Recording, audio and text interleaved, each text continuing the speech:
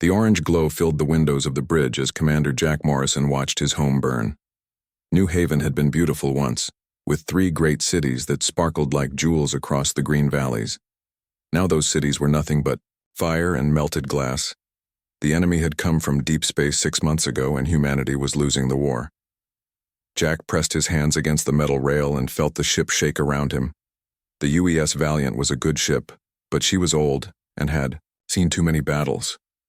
Below them, the planet looked like a dying ember in the black of space. Somewhere down there, people were still fighting. Somewhere down there, people were still dying. "Sir, we have an incoming message," said Navigation Officer Amy Crawford. She was young, maybe 25, with short brown hair and quick hands that never stopped moving across her control panel. "It's from the surface, Colonel Hayes." Jack nodded. "Put it through." The speaker crackled with static and the sound of explosions. Then he heard Lisa Hayes's voice, tough and steady even through the interference. "Valiant, this is Colonel Hayes. We're still holding the capital, but barely. The creatures are moving faster now. We have maybe 6 hours before they reach the civilian shelters." Jack closed his eyes. 6 hours. There were 50,000 people in those shelters, mostly women and children who had nowhere else to go.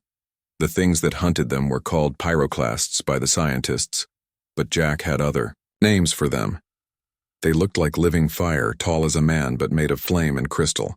They ate heat and left nothing behind but ash and glass. "How many do you have with you?" Jack asked. 200 Marines, maybe less. We've been fighting for 3 days straight. The conventional weapons don't work well against these things, but we found something. Explosives with certain metals in them can hurt them, at least for a while. Jack looked at the tactical display. The alien fleet hung in space above the planet like hungry wolves. 4 Carthan ships for every human vessel, and their weapons could cut through steel like paper. The Carthan were tall, thin creatures made of living crystal who thought humans were nothing more than fuel for their war machines. "Admiral Bennett wants us to retreat," Jack said into the comm. "Pull back and regroup with the main fleet." There was silence for a moment. Then Hayes spoke. "Again, and leave 50,000 people to die?" Jack didn't answer. He couldn't answer. Orders were orders, but some orders felt like poison in his mouth. "Sir," said Chief Engineer Pete Rodriguez from behind him. Rodriguez was a stocky man with grease under his fingernails and worry lines around his eyes. "I've been looking at the scan data from the planet. There's something strange about how those creatures move." Jack turned around. "What do you mean?" "They avoid certain areas, places where the rare earth metals are concentrated. It's like they can't get close to some of the mineral deposits." Amy Crawford looked up from her station. "That matches what Colonel Hayes said about the explosives, the ones with metal alloys. Work better." Jack walked over to the tactical display and studied the surface readings. Rodriguez was right. The pyroclasts moved in patterns that avoided the mining areas where humans had been digging up rare metals for the past 20 years. It was subtle, but it was there. "Sir, Admiral Bennett is calling," Crawford said. Jack nodded and opened the channel. Admiral Carl Bennett's face appeared on the main screen. He was an older man with gray hair and the kind of tired eyes that came from making hard decisions. "Jack, I need the Valiant to fall back with the rest of the fleet. We're outnumbered and outgunned. We'll regroup at the Titan station and plan our next move. Admiral, I think we might have found something. The creatures seem to be affected by certain metals. If we could..." "Commander Morrison." Bennett's voice was sharp. "I've seen the casualty reports. We've lost 2 dreadnoughts and 15 smaller ships. These things are too dangerous. We need to preserve what forces we have left." Jack looked at the planet burning below them. "What about the civilians?" "That's not our choice to make anymore." "I'm sorry, Jack. I really am. But we can't save everyone." The channel closed. Jack stood there for a moment, listening to the quiet hum of the ship's engines and the distant sound of Hayes's voice still coming through the comm from the surface. "Rodriguez," Jack said finally, "how long would it take to coat our hull with those rare earth compounds?" The engineer's eyes widened. "Sir, are you thinking of going down there?" "The pyroclasts avoid the metals. If we could coat the ship, maybe we could get through their defenses. It would take maybe 4 hours, but sir, the heat down there would cook us alive. and even if we made it to the surface, we'd be trapped. The engines would never survive atmospheric entry through those fire storms. Amy Crawford was staring at him. Commander Admiral Bennett ordered us to retreat. Jack looked around the bridge at his crew. There were 12 people here, good people who had served with him for 3 years. They trusted him to make the right decisions, to bring them home alive. But there were 50,000 people on the planet who would never go home again if someone didn't help them. "What do you think?" he asked them. Rodriguez wiped his hands on his shirt. "Those people down there, they're counting on us. My sister lived on New Haven before the war started. She got out, but a lot of folks didn't." Crawford nodded slowly. "The Admiral's right about the odds, but maybe that's not what matters." One by one, the other crew members spoke up. Security Chief Frank Garcia, a quiet man who rarely said much, cleared his throat. "My daughter's going to ask me what I did in the war. I'd like to tell her something that won't keep me awake at night." Medical Officer Dr. Helen Park, a small woman with steady hands, adjusted her glasses. "If we can save even some of those people, isn't it worth trying?" Jack felt something warm spread through his chest. This was why humans kept fighting, even when the odds were impossible. This was why the Carthan couldn't understand them. Humans didn't fight because they could win. They fought because it was right. "Rodriguez, start coating the hull." "Crawford, plot a course through the thickest part of the firestorm. If we're going to do this, we're going to do it right." The engineer grinned and headed for the door. "You got it, sir. This is going to be one hell of a ride." As his crew began preparations, Jack opened the channel to Colonel Hayes again. "Lisa, this is Jack. We're coming down to get you." "Jack, don't be an idiot. The fleet has their orders. We have ours. Hold position for 4 hours. We'll come in through the fire." There was a long pause. Then Hayes laughed, a sound that was half relief and half amazement. "You always were crazy, Morrison. We'll be here." Jack looked out at the burning planet one more time. In 4 hours, they would either be heroes or they would be dead. But they would not abandon 50,000 innocent people to monsters made of fire and crystal. The UES Valiant began its descent toward the flames, carrying 12 humans who had decided that some things were worth more than their own lives. Commander Jack Morrison stood on his bridge and prepared to walk through fire, because that's what humans did when the universe told them it was impossible. The heat hit the Valiant like a hammer made of fire. Commander Jack Morrison gripped his chair as the ship shook and twisted through the burning atmosphere of New Haven. Outside the windows, creatures of living flame danced around them like deadly angels. The pyroclasts were everywhere, their crystal bodies glowing white-hot as they fed on the thermal energy pouring off the ship's hull. "Hull temperature is rising fast," Chief Engineer Pete Rodriguez called from his station. Sweat ran down his face as he worked the controls with quick, desperate movements. "The coating is holding, but I don't know for how long." Jack watched. The scanner displays as more pyroclasts swarmed toward them. They moved like sharks sensing blood in the water, drawn by the heat of the ship's engines. But something was different.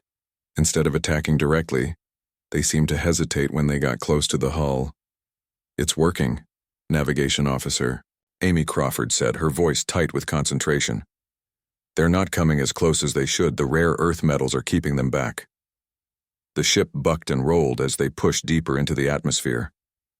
Jack could feel the Valiant fighting him, her old bones creaking under the stress. This wasn't what she was built for. No ship was built to fly through the heart of a firestorm while being hunted by creatures made of pure energy. On the surface, below, Colonel Lisa Hayes crouched behind the twisted remains of a transport truck and watched the sky burn. The capital city of Meridian looked like the end of the world. Buildings melted like candles, their steel frames glowing red-hot before collapsing into pools of slag. The air itself seemed to be on fire. "Sergeant Williams, report," she said into her comm unit. Sergeant Danny Williams' voice came back scratchy and tired. "We've got the civilians moved to the deep shelters, ma'am. But these things keep finding ways in. Lost 3 good Marines in the last hour." Hayes closed her eyes for a moment.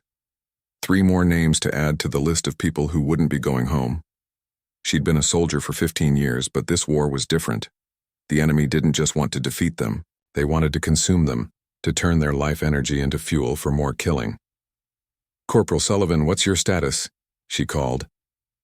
Corporal Kate Sullivan's voice was steady, despite the explosions echoing in the background.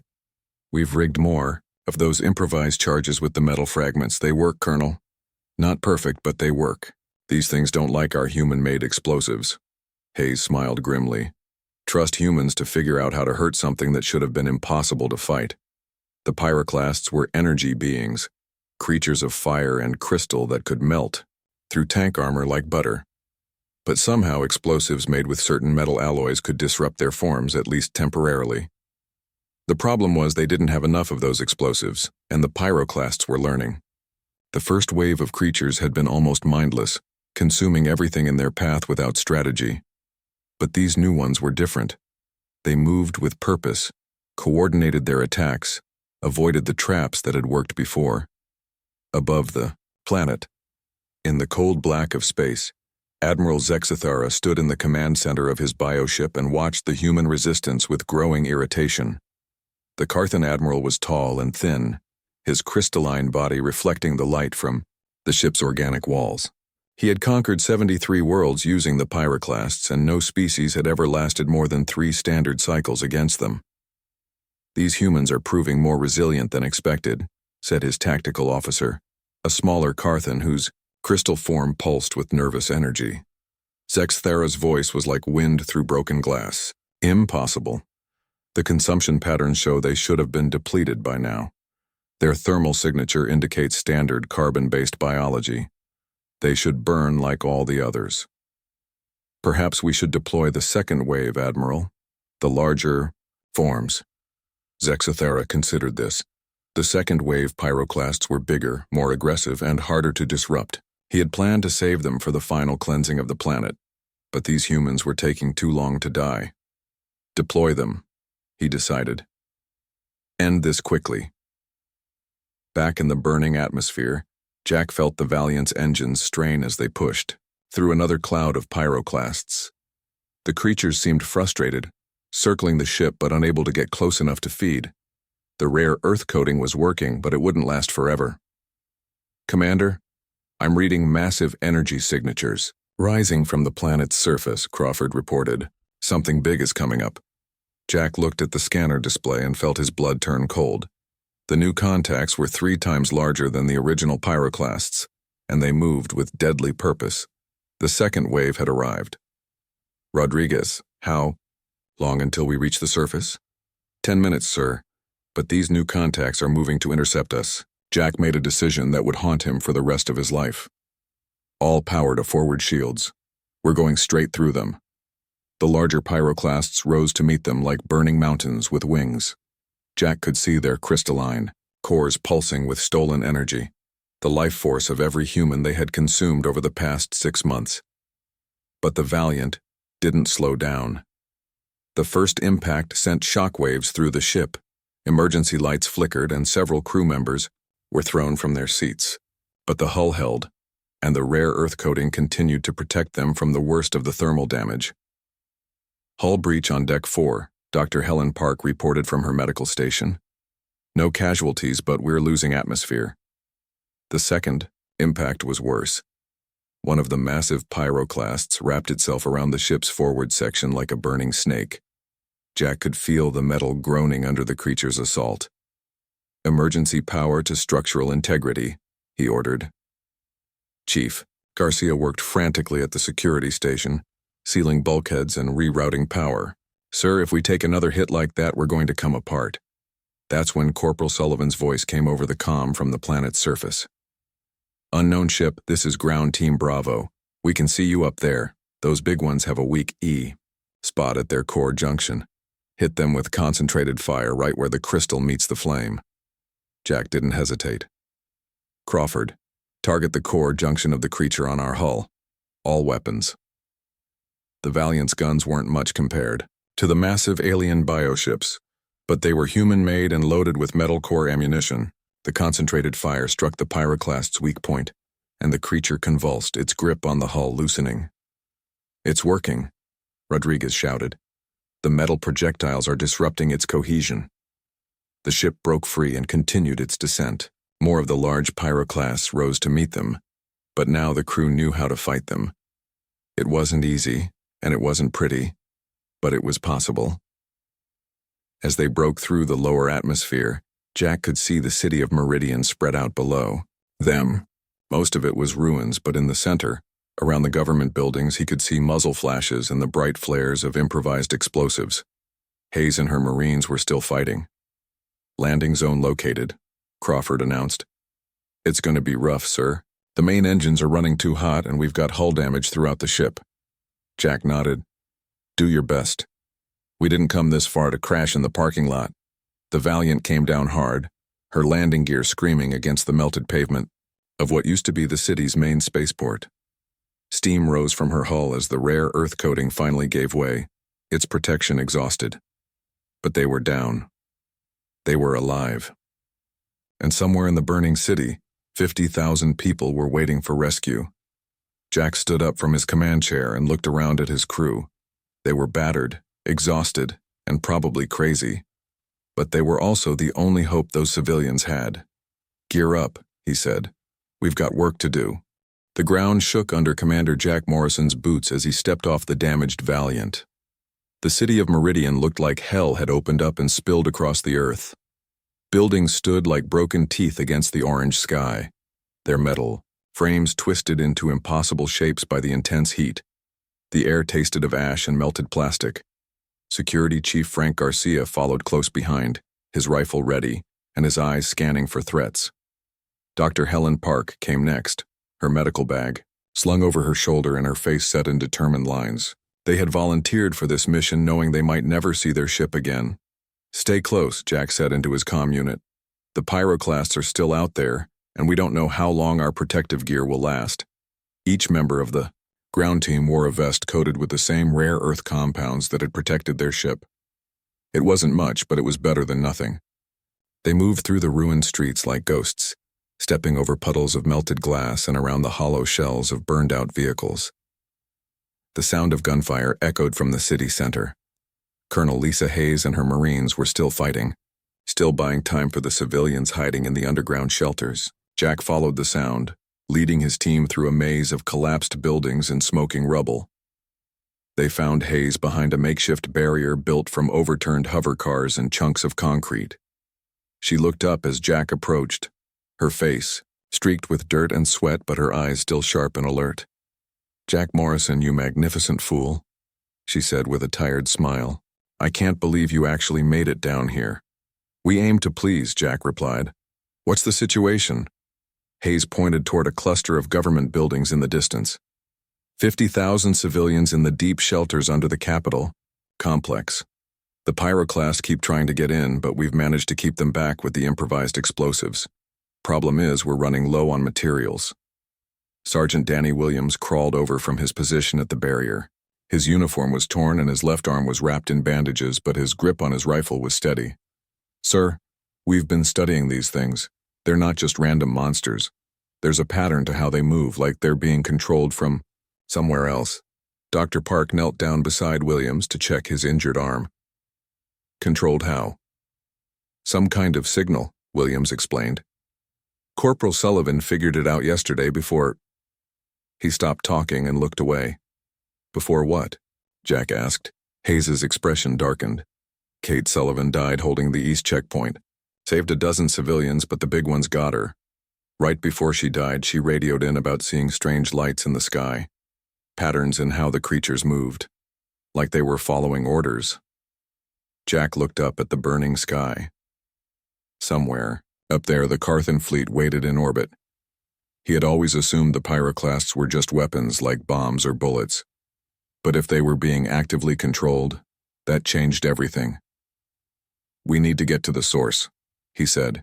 "If someone is giving these things orders, we need to cut off the signal." Garcia pointed his rifle toward a massive shape moving through the smoke in the distance. "Sir, we've got company." A group of pyroclasts emerged from the ruins of a shopping center. These were the smaller ones, about the size of humans but made of swirling fire and crystal. They moved like hunting cats, their forms shifting and flowing as they searched for thermal signatures to consume. "Everyone stay still," Hayes whispered. "The coding works, but movement draws their attention."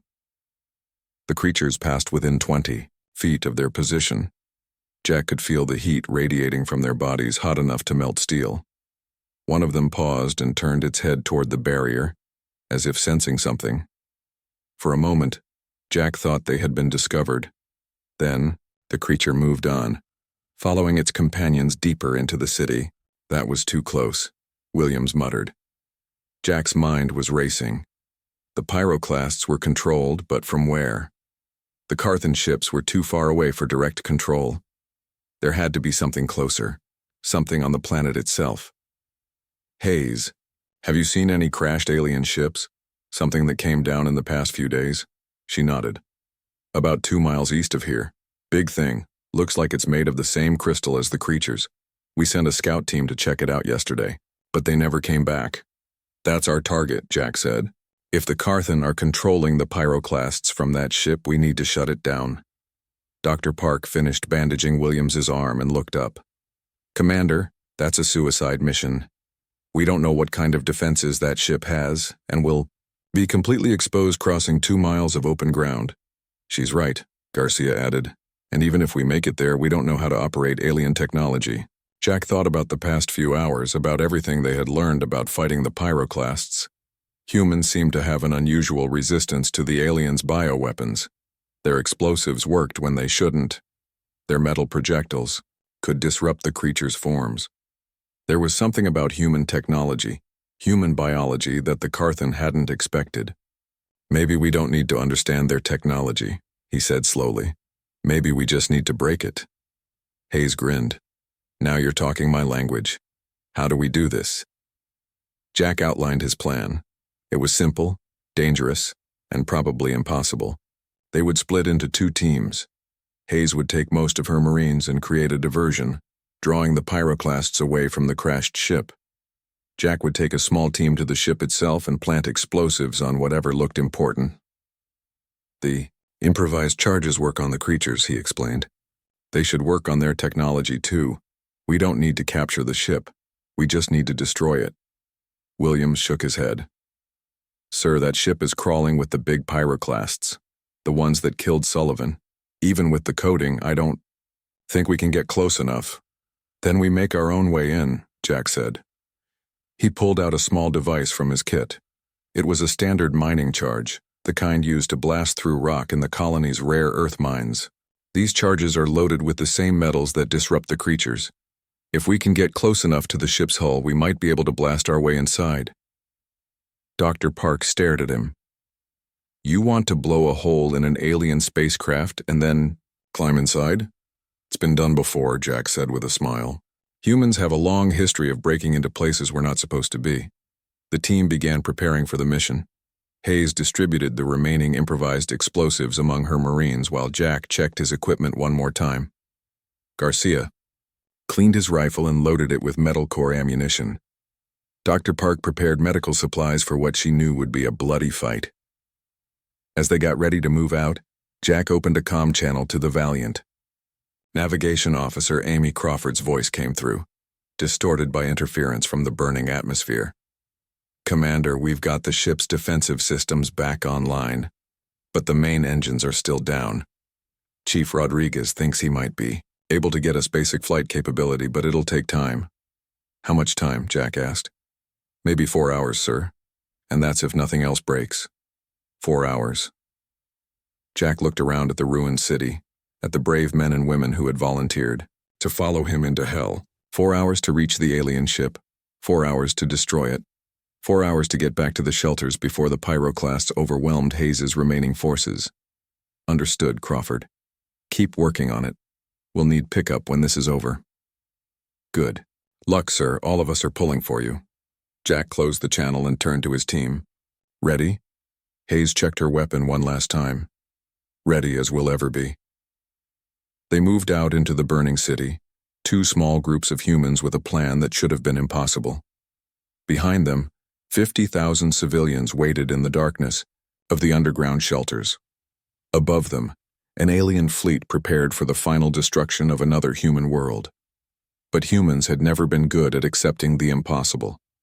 They had a habit of walking through fire when the universe told them it couldn't be done. The alien ship looked like a mountain made of black crystal and twisted metal. Commander Jack Morrison crouched behind the remains of a burned-out truck and studied the massive structure through his binoculars. The ship was easily 300 feet tall and twice as long, its surface covered in organic-looking growths that pulsed with dim red light. "Ugly thing," Security Chief Frank Garcia whispered beside him. "Looks like it grew instead of being built." Dr. Helen Park adjusted her scanner and frowned at the readings. "I'm detecting massive bioelectrical activity inside. Whatever this thing is, it's definitely alive." Jack lowered his binoculars and checked his equipment one more time. The mining charges were secure in his pack, along with enough rare earth explosives to level a city block.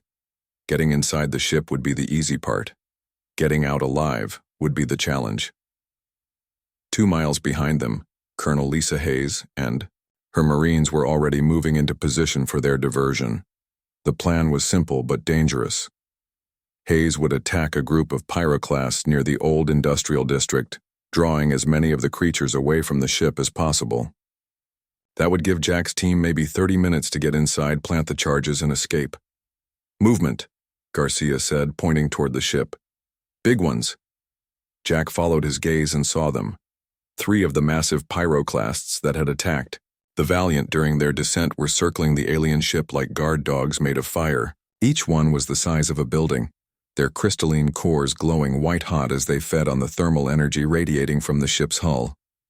"How are we supposed to get past those things?" Dr. Park asked. Jack studied the patrol pattern of the giant creatures. They moved in a slow, regular circle around the ship, never straying more than 100 yards from its base. But there were gaps in their coverage, blind spots where a small team might be able to slip through. "We wait for Hayes to start her show," Jack said. "When those things move to investigate the distraction, we run like hell." The sound of explosions echoed across the ruined city. Hayes had begun her attack. Jack watched through his binoculars as flashes of light erupted in the distance. The improvised explosives were working, sending bright flares into the orange sky that would be visible for miles. The giant pyroclasts around the ship stopped their patrol and turned toward the sounds of battle. For a moment, Jack thought they would all rush to investigate. Then only 2 of them moved away, flowing across the broken landscape like rivers of molten metal. The third remained at its post, still circling the ship. 2 out of 3, Garcia said. "Not great odds." "Better than 3 out of 3, Jack replied. "Let's move." They ran across the open ground between their hiding spot and the ship, staying low and moving as quietly as possible. The remaining pyroclast was on the far side of the structure, its attention focused on the distant battle. Jack could feel the heat from the ship's hull as they approached, hot enough to make his protective clothing smoke. "There," Dr. Park pointed to a section of the hull where the crystal surface looked thinner.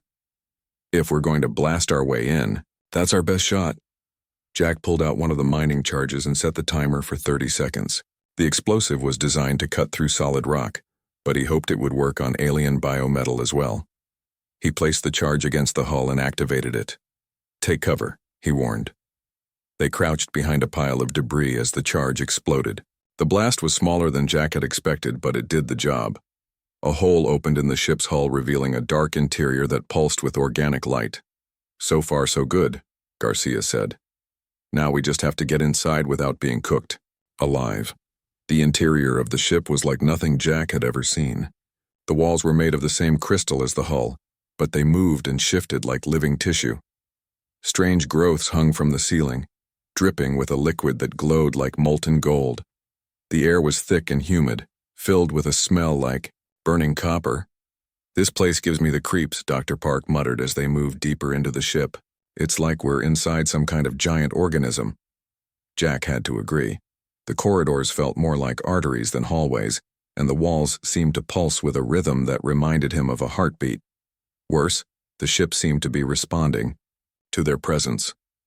The organic growths writhed and twisted as they passed, and the glowing liquid began to drip faster. "Contact," Garcia said, raising his rifle. 2 o'clock. 3 shapes emerged from the shadows ahead. They looked like the Carthan aliens Jack had seen in intelligence reports, but wrong somehow. These creatures were taller and thinner, their crystalline bodies cracked and scarred.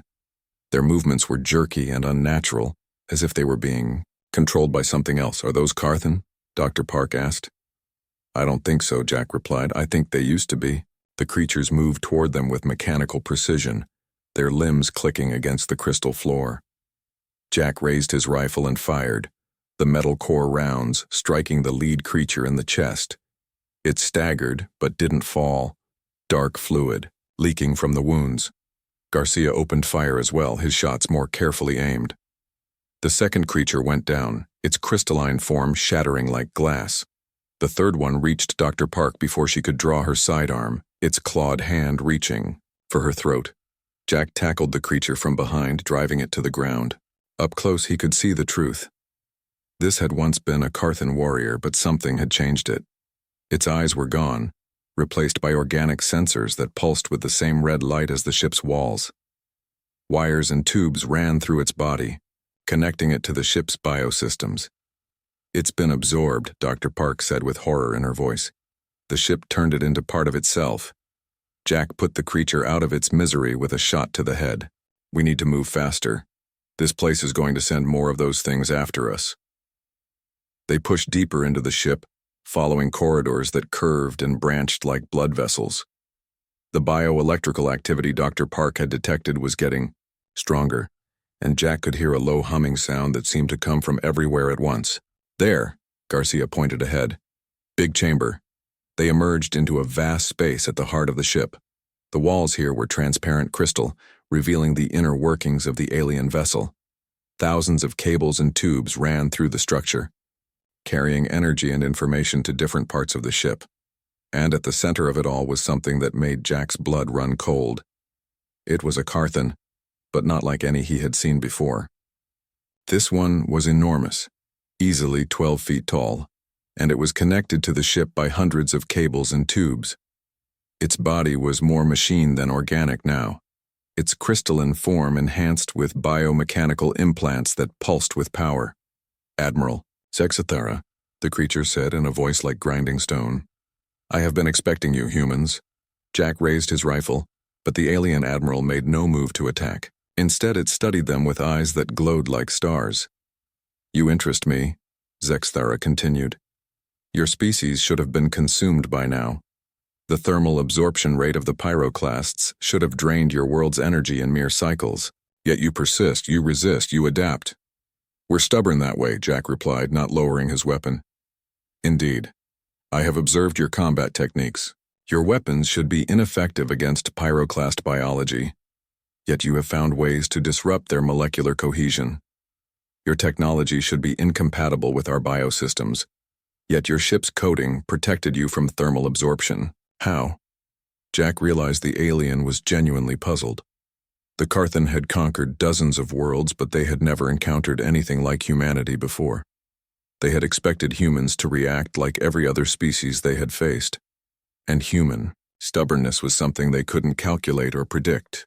"Maybe it's because we don't know when to quit," Jack said. "We see a problem, we solve it. We see an enemy, we fight it. We see people who need help, we help them." Sexathara's form shifted, the cables connecting him to the ship pulsing brighter. "Impossible. No species fights without the prospect of victory. No species sacrifices itself for others without genetic imperative. Your behavior patterns make no logical sense." "That's where you're wrong," Dr. Park said, stepping forward. "We don't fight because we think we can win. We fight because it's the right thing to do." The alien admiral's eyes flared with something that might have been anger or confusion. "Right? Wrong, these are meaningless concepts. There is only power and the will to use it." Jack pulled out the largest of his remaining charges and held it up so Sexathara could see it. "Here's some power for you.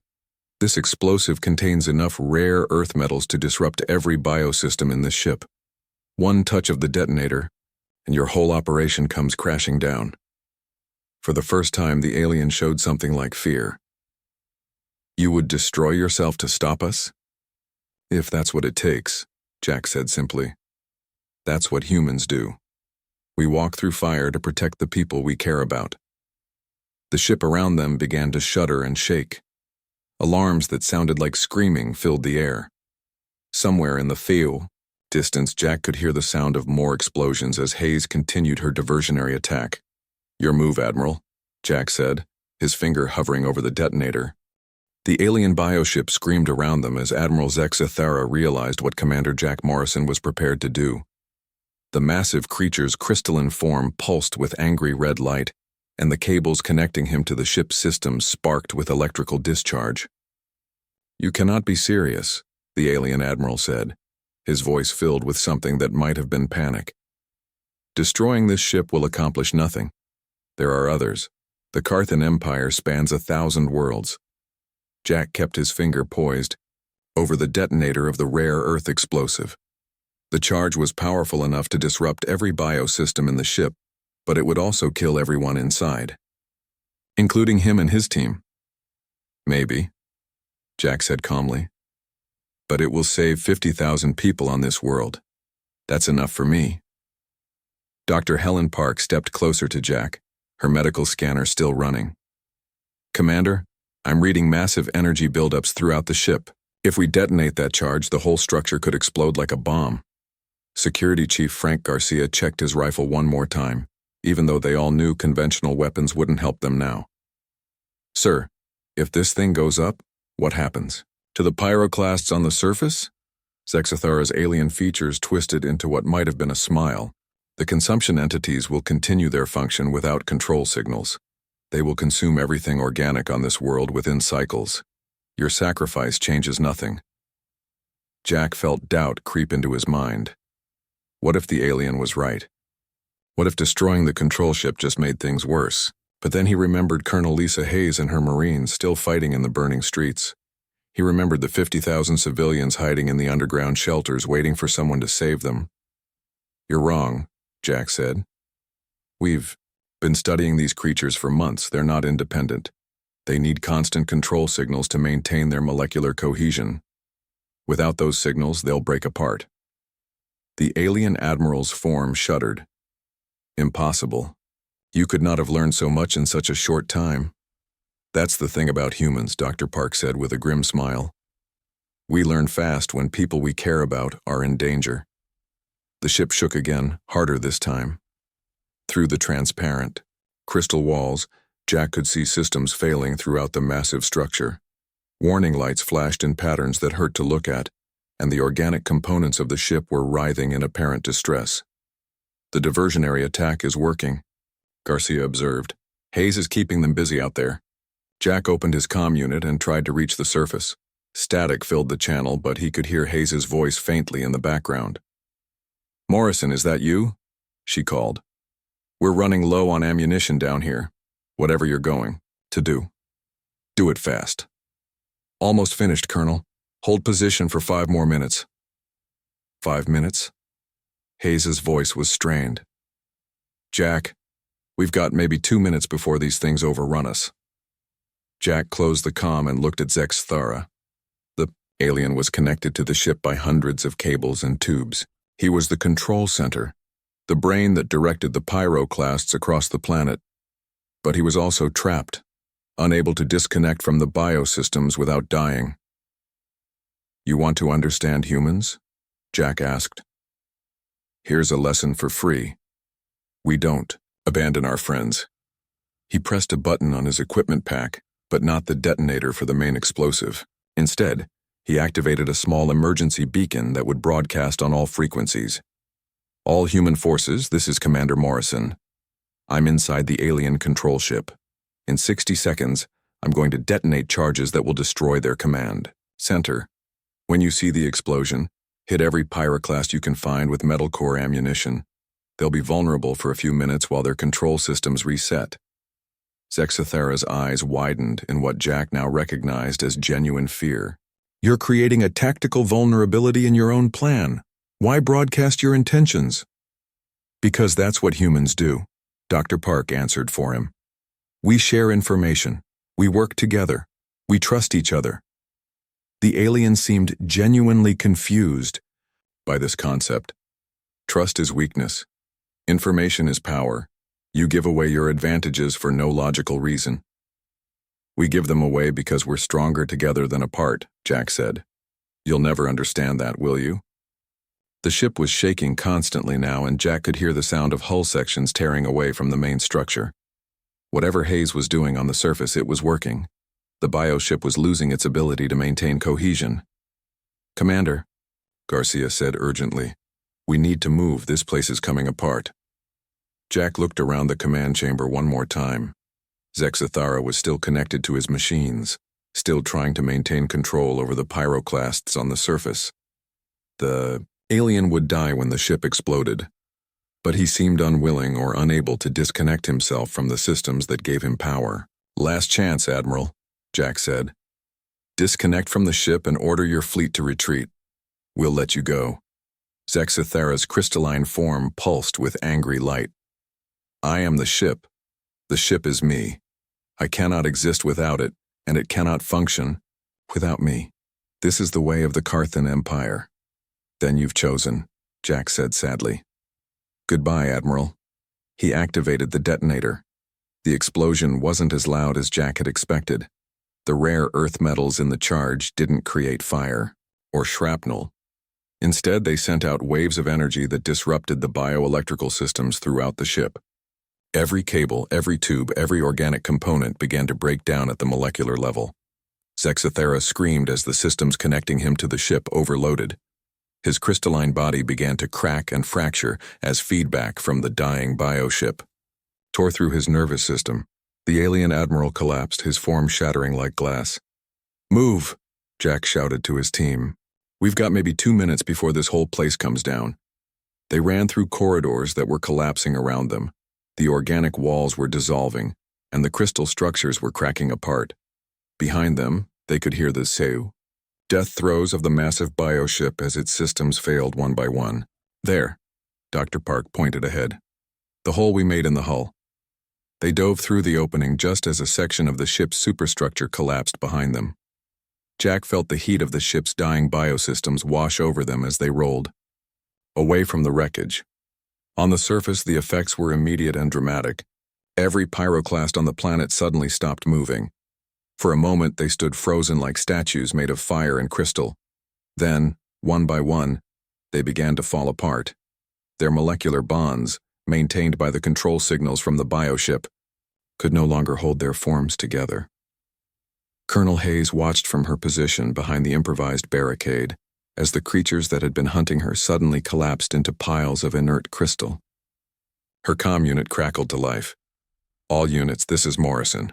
The control ship is down. Hit them now while they're vulnerable." Hayes didn't need to be told twice. She and her Marines opened fire with every metal core round they had left. The disrupted pyroclasts shattered completely under the assault, their forms dissolving into harmless mineral deposits. Across the planet, the same scene played out in a dozen different locations. The creatures that had terrorized New Haven for 6 months were gone, reduced to nothing more than expensive glass. Jack stood up slowly, his protective gear smoking from the heat of the dying alien ship. Around them, the massive biovessel was collapsing in on itself, its organic components breaking down into a puddle of harmless organic matter. "Is it over?" Dr. Park asked, checking her scanner. "Are they all gone?" "The ones on this planet, yes," Jack said. But Zexathara was right about one thing. There are other Carthan ships out there, other worlds under attack. Garcia pointed up at the sky, where they could see the alien fleet moving away from the planet. "Looks like they're retreating. Maybe they decided we're not worth the trouble." Jack opened his comm to the Valiant. Navigation Officer Amy Crawford's voice came through clearly for the first time in hours. "Commander, we've got the engines back online. Chief Rodriguez says we're ready for immediate departure. Are you ready for pickup?" "More than ready, Crawford. It's been a long day." As they waited for the Valiant to arrive, Jack looked around at the ruins of Meridian. The city was destroyed, but it could be rebuilt. The people in the shelters were safe, and that was what mattered. 50,000 human lives saved because a few people were willing to walk through fire when it seemed impossible. Dr. Park was treating a burn on Garcia's arm when she looked up at Jack.